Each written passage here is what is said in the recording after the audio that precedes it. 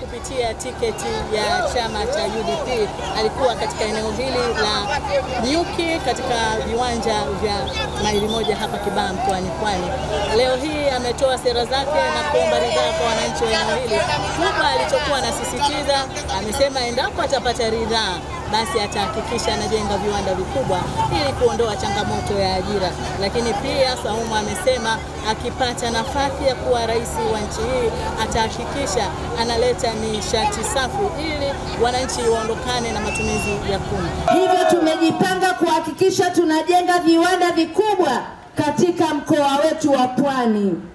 Lengo kubwa ni kuhakikisha tunafungua fursa za ajira kwa vijana wetu, kwa Watanzania wenzetu, ambapo sasa hivi kuna changamoto kubwa katika sekta ya ajira.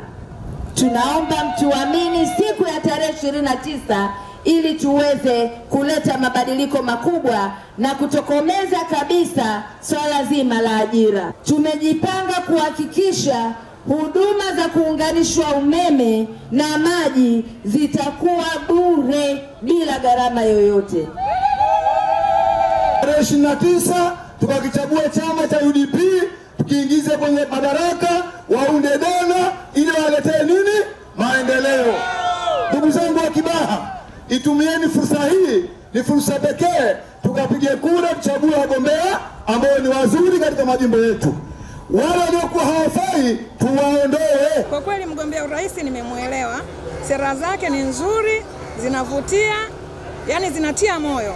Sera tumesikia na tunasubiri siku ya uchaguzi tarehe 29 ndio tunasubiri. Mimi ni Mariam Songoro, Wanza News.